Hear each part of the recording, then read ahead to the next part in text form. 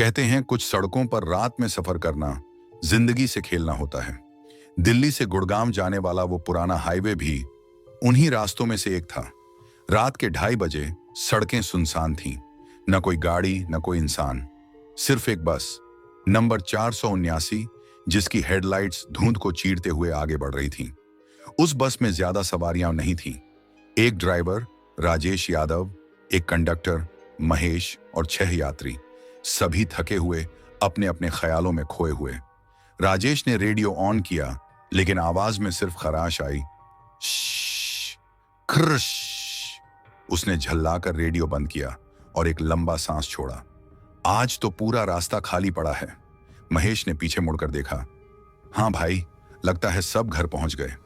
कांच के बाहर देखते ही महेश के चेहरे पर अजीब सी बेचैनी आ गई। बरसात की बूंदें शीशे पर गिरकर एक आकृति बना रही थीं, मानो कोई चेहरा हो, किसी औरत का चेहरा। उसने आंखें झपकाईं, आकृति गायब थी। बस आगे बढ़ी। पल पल बढ़ती ठंड, फीकी स्ट्रीट लाइट्स और इंजन की गूंज सब मिलकर एक अजीब सन्नाटा बना रहे थे। अचानक बस ने एक झटका खाया। धड़ाम! राजेश ने ब्रेक दबाया। क्या हुआ? महेश ने पूछा। कोई चीज आई सामने, लगा किसी को टक्कर लगी है। दोनों उतरकर बाहर आए। चारों तरफ अंधेरा। बस की हेडलाइट्स के आगे सिर्फ गीली सड़क और धुंध। कोई इंसान नहीं, कोई निशान नहीं, पर सड़क पर एक सफेद दुपट्टा पड़ा था। महेश ने कांपते हाथों से दुपट्टा उठाया। गीला, ठंडा, लेकिन साफ, जैसे किसी ने अभी अभी गिराया हो। किसी औरत का लगता है। छोड़ना यार, चल, यहां रुकना सही नहीं।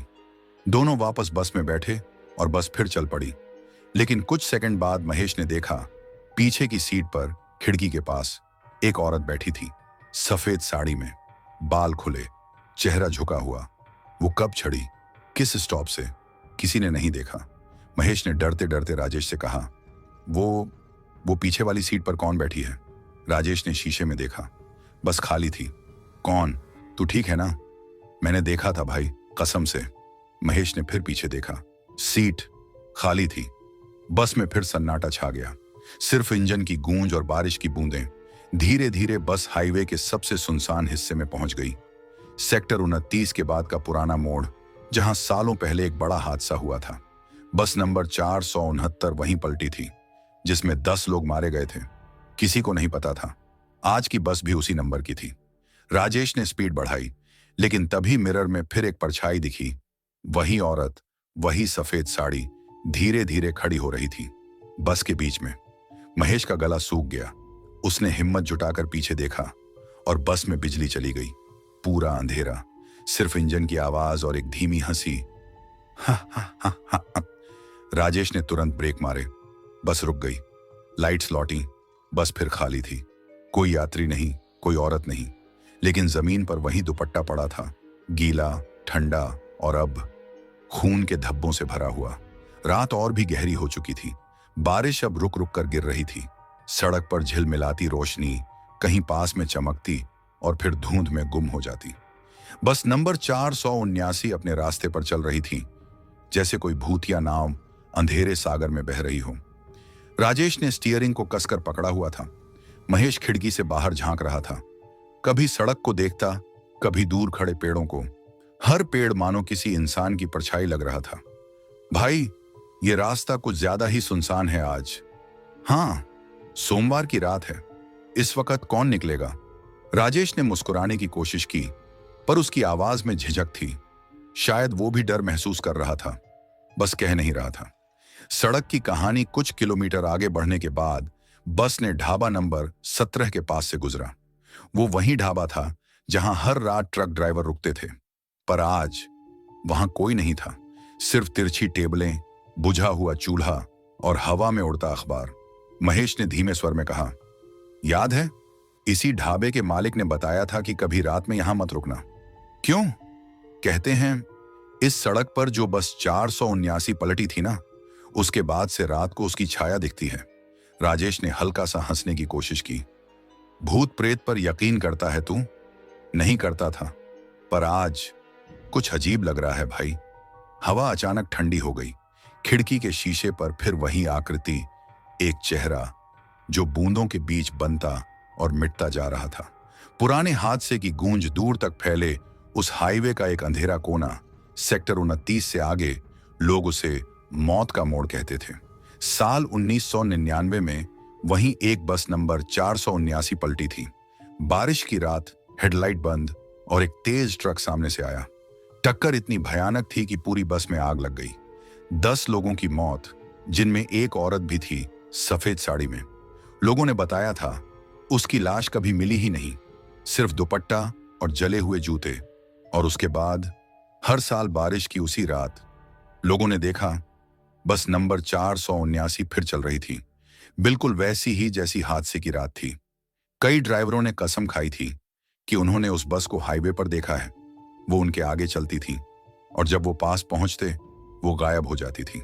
लेकिन राजेश और महेश के लिए वो सब सिर्फ अफवाहें थीं। महेश ने टिकट काटते हुए मुस्कुराने की कोशिश की।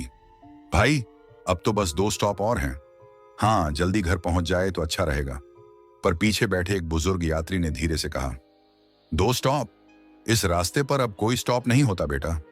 महेश ने चौंक कर उसकी ओर देखा। क्या मतलब? इस रूट की आखिरी बस तो 20 साल पहले पलट गई थी। राजेश ने मिरर से पीछे झांका। वो बुजुर्ग अब अपनी सीट पर नहीं थे। खाली सीट हिलती हुई, जैसे कोई अभी अभी वहां से उठा हो। बस की हेडलाइट सब झिलमिला रही थी। राजेश ने इंजन पर ध्यान दिया। आवाज में कुछ अजीब बदलाव था। स्पीडोमीटर नीचे जा रहा था, लेकिन बस खुद ब खुद तेज हो रही थी। ब्रेक लग रहे हैं? नहीं, राजेश ने कहा। बस अपने आप भाग रही है। महेश ने दरवाजे की तरफ देखा। लॉक अपने आप नीचे गया था। खिड़कियां धुंध से भर गईं और उस धुंध में वही औरत का चेहरा उभर आया, धीरे धीरे मुस्कुराता हुआ। बस के अंदर की हवा ठंडी और भारी हो गई थी। सांस लेना मुश्किल। यात्रियों के चेहरे पीले पड़ रहे थे। लाइट ऑन कर। ऑन है भाई, पर वो खुद ही बंद हो जा रही हैं। अचानक बस के पिछले हिस्से से किसी बच्चे की हंसी गूंजी। ही। महेश दौड़ा पीछे। सीटें खाली थीं, पर एक पुराना स्कूल बैग पड़ा था, गीला, कीचड़ से सना हुआ, जिस पर लिखा था पैसेंजर नंबर 8। रेना बस में सिर्फ 6 यात्री थे। पैसेंजर नंबर 8 कौन था? सड़क अब बिल्कुल खाली थी। बारिश फिर शुरू हो चुकी थी। राजेश ने हाथों को स्टीयरिंग पर और कस लिया, लेकिन उसे लगा जैसे कोई उसके कंधे पर हाथ रख रहा है। धीरे से उसने सिर घुमाया। वही सफेद साड़ी वाली औरत उसके पीछे खड़ी थी। बालों से पानी टपक रहा था, चेहरा धुंध में छिपा हुआ। राजेश कुछ बोल भी नहीं पाया और वो गायब हो गई। महेश चिल्लाया, भाई, हमें बस रोकनी होगी, ये रास्ता सही नहीं है। अगर रुक गए तो शायद कभी आगे नहीं बढ़ पाएंगे। राजेश की आंखें शीशे पर जमी थीं। अंधेरे में अब 2 हेडलाइट्स दिख रही थीं, एक बस की और एक सामने से आती दूसरी बस की। लेकिन जब वो पास आई, राजेश ने देखा वो भी बस नंबर 469 थी। महेश ने डर के मारे सिर पकड़ लिया। दोनों का नंबर एक जैसा कैसे? दोनों बसें आमने सामने आ गईं। बरसात और धुंध के बीच राजेश ने दूसरी बस के अंदर झांका। सभी यात्री, मरे हुए चेहरे और ड्राइवर की जगह वही औरत। वो मुस्कुरा रही थी, धीरे धीरे होंठ हिलाए। तुम भी उसी सफर पर हो? राजेश ने आंखें बंद की, स्टीयरिंग घुमाया। बस झटके से मुड़ी और धुंध में गुम हो गई। इंजन की आवाज धीरे धीरे कम हुई। महेश ने कांपते हुए फुसफुसाया, वो औरत कौन थी? पता नहीं, पर अब ये रास्ता कुछ बताने वाला है। रात के 3 बज चुके थे। बस नंबर 469 अब दिल्ली की सीमा पार कर चुकी थी। चारों तरफ घना कोहरा था, इतना गाढ़ा कि सामने की सड़क बस कुछ फीट तक ही दिख रही थी। राजेश की आंखें थक चुकी थीं, पर नींद का नाम नहीं। हर बार जब वो पलकें झपकाता, उसे शीशे में वही चेहरा दिखता, वो सफेद साड़ी वाली औरत। महेश ने कहा, भाई, एक बार रुक लें क्या? थोड़ा पानी पी लें? रुकना नहीं महेश, रुकने का मतलब है सब खत्म। राजेश की आवाज भारी और कांपती हुई थी। महेश ने कुछ और नहीं कहा। बस के भीतर गहरा सन्नाटा फैल गया। करीब 10 मिनट बाद बस धीरे धीरे एक पुराने बस स्टॉप के पास पहुंची। बोर्ड पर लिखा था सेक्टर 47 सेवा में नहीं, लेकिन वहां एक आकृति खड़ी थी, काले छाते के नीचे एक औरत, बारिश में भीगी हुई, पर चेहरे पर कोई हाव भाव नहीं। राजेश ने देखा, कोई यात्री? इस वक्त?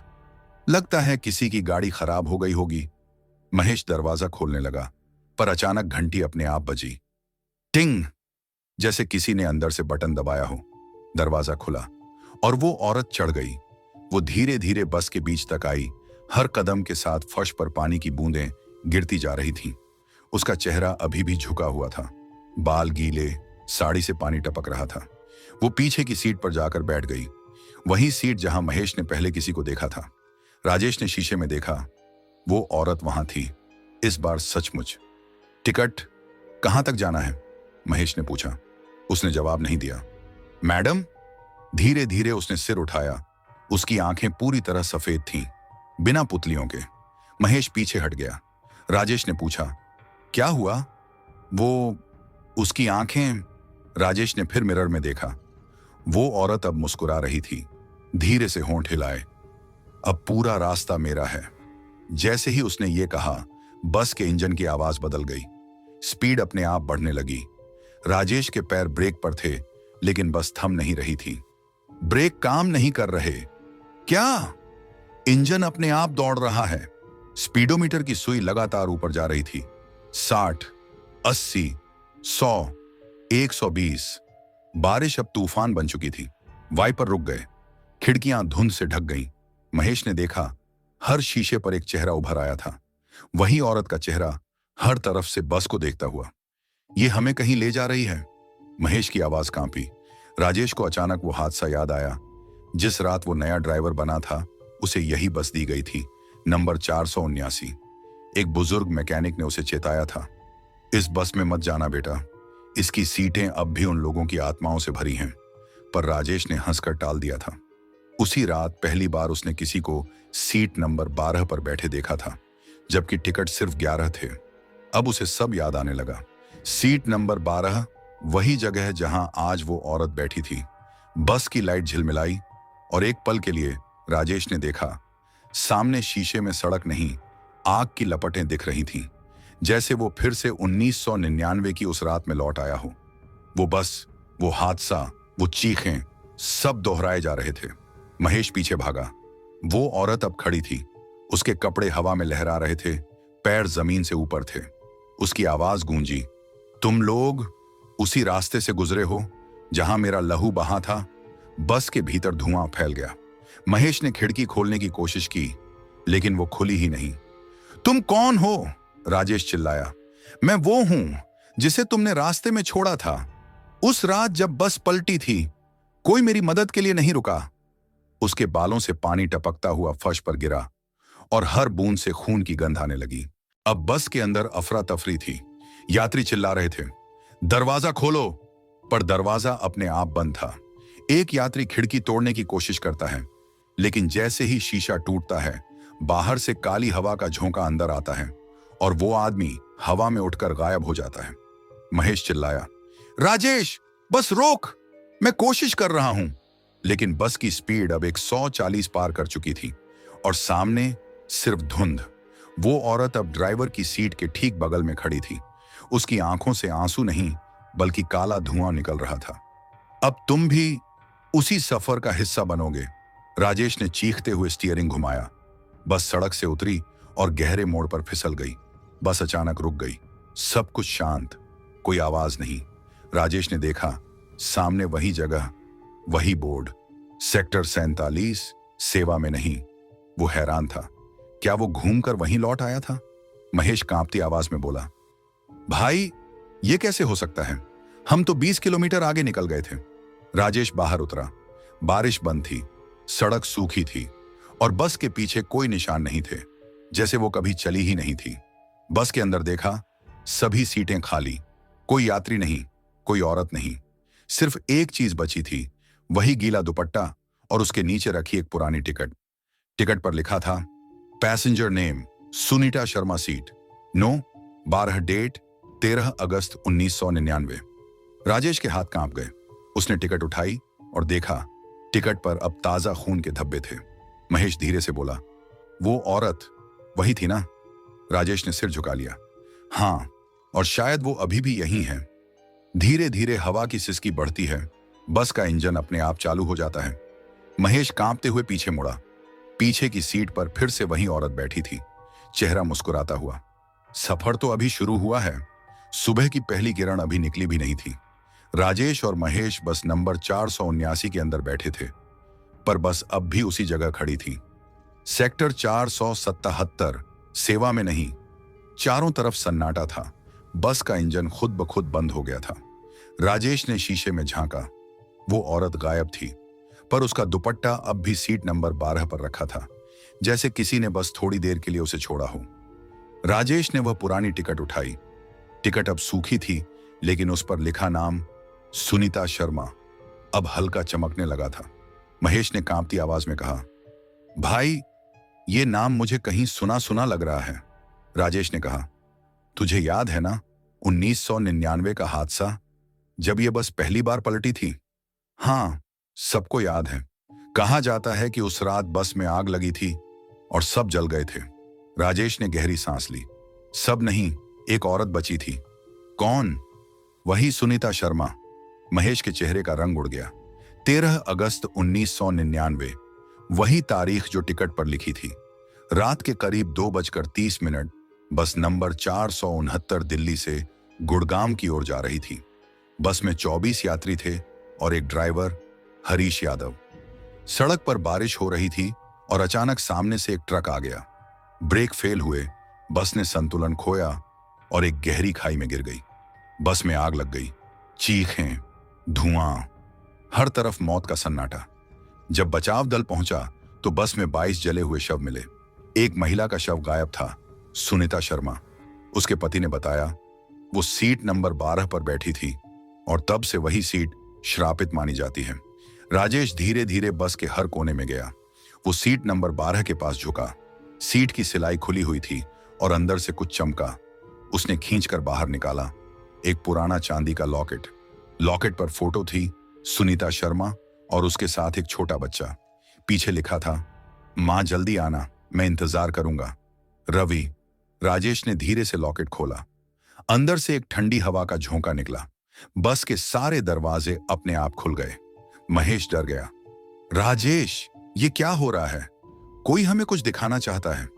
अचानक बस के बाहर सड़क पर रोशनी दिखाई दी, जैसे किसी और बस की हेडलाइट्स आ रही हों। राजेश ने खिड़की से देखा। वो वही पुरानी मॉडल की बस थी, 479 नंबर, लेकिन जली हुई हालत में। उसके अंदर से वही औरत उतर रही थी। उसके बाल उड़ रहे थे, चेहरा शांत था। वो सीधे राजेश के पास आई और बोली, तुम्हें सच्चाई देखनी होगी। राजेश बोला, तुम कौन हो? मैं वो हूं जिसे जलते हुए सब छोड़ गए थे। मैं उस रात बस के दरवाजे तक पहुंची थी, पर ड्राइवर ने मुझे बाहर नहीं आने दिया।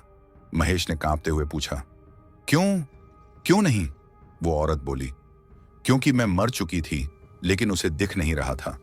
वो मुझे बचाने की कोशिश कर रहा था, जबकि मैं पहले ही उस हादसे में फंस चुकी थी। राजेश की सांसें तेज हो गईं। उसे एहसास हुआ, जिस हादसे का जिक्र वो सुनता आया था, उसे बस नहीं, समय भी जल गया था। वो बस अब भी उसी रास्ते पर घूमती रहती है। वो आत्माएं अब भी वहीं फंसी हैं। तुम दोनों उस रास्ते से गुजरे हो जहां मेरी आत्मा बंधी है, सुनीता बोली। और जब तक कोई मुझे उस हादसे की सच्चाई नहीं बताता, मैं हर ड्राइवर को उसी सफर पर ले जाती रहूंगी। राजेश बोला, कैसी सच्चाई? वो हादसा एक्सीडेंट नहीं था, वो किसी ने करवाया था। राजेश और महेश एक दूसरे को देखने लगे। मतलब किसी ने जानबूझकर वो बस गिराई? हाँ, सुनीता की आवाज धीमी हुई, पर उसमें गुस्सा था। उस रात बस में ज्यादा लोग नहीं थे, लेकिन उस बस में एक नीली फाइल थी जिसमें करोड़ों रुपये के घोटाले के सबूत थे। राजेश ने धीरे से पूछा, कौन सा घोटाला? ट्रांसपोर्ट डिपार्टमेंट की एक फर्जी टेंडर फाइल, और उस फाइल को गायब करने के लिए बस को जलाया गया। महेश हक्का बक्का रह गया। मतलब वो हादसा नहीं, हत्या थी। हाँ, और मैं गवाह थी। सुनीता की आंखों से अब आंसू नहीं, बल्कि धुआं निकलने लगा। मैंने उस ड्राइवर को सब बताया था, पर उसने डर कर बस को रोकने की जगह और तेज दौड़ा दी, और फिर सब खत्म हो गया। राजेश ने सुनीता से कहा, अगर तुम गवाह थी तो अब हमें सच्चाई बाहर लानी होगी। हाँ, लेकिन जब तक मेरी आत्मा चैन नहीं पाएगी, तब तक ये बस हर रात उसी रास्ते पर दौड़ती रहेगी। महेश ने पूछा, और हमें क्या करना होगा? सीट नंबर 12 के नीचे वो फाइल छुपी है। राजेश ने तुरंत सीट के नीचे झांका। वहां सच में एक पुरानी नीली फाइल रखी थी, आधे जले हुए कागज, सरकारी सील और एक नाम, एच यादव, रूट 479। महेश बोला, हरीश यादव, वही ड्राइवर जिसने उस रात गाड़ी चलाई थी। राजेश ने कांपते हुए कहा, वो अब कहां है? वो कभी नहीं गया। सुनीता मुस्कुराई, वो अब भी इस बस में है। राजेश और महेश ने पीछे देखा। सीट नंबर 1 पर एक परछाई बैठी थी, टूटी यूनिफॉर्म, झुलसा हुआ चेहरा और आंखों में आग। मैं हरीश यादव हूं और ये बस अब किसी की नहीं। बस के दरवाजे अपने आप बंद हो गए, इंजन फिर से चालू हो गया और बस धुआं छोड़ते हुए फिर उसी रास्ते पर दौड़ पड़ी। बस नंबर 479 अब फिर से चल पड़ी थी, पर इस बार कोई रास्ता नहीं बदल रहा था। बस सीधे उसी दिशा में जा रही थी जहां पुराना हादसा हुआ था। राजेश के हाथ स्टीयरिंग पर थे, पर अब स्टीयरिंग खुद चल रहा था। उसके पैर ब्रेक पर थे, पर बस रुकने का नाम नहीं ले रही थी। महेश सीट से उठकर बोला, राजेश, ये बस तेरे कंट्रोल में नहीं है। राजेश चीखा, मैं जानता हूं कोई इसे चला रहा है। सीट नंबर 1 की ओर देखा, वहां बैठा था वही हरीश यादव, चेहरा जला हुआ, आंखें लाल जैसे अंगारे, पर उसकी निगाहें सड़क पर टिकी थीं। राजेश बोला, हरीश, रुक जाओ, तुम मर चुके हो।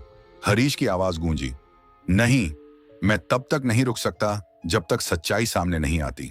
सड़क अब वीरान नहीं थी। हर मोड़ पर, हर पेड़ के पीछे कोई चेहरा था। वो सब लोग जो 1999 की उस रात मारे गए थे। उनके झुलसे हुए शरीर, कांच जैसे टूटे चेहरे, सब अब बस के दोनों ओर चल रहे थे। महेश ने कांपते हुए पूछा, ये सब क्या चाहते हैं? राजेश बोला, इंसाफ।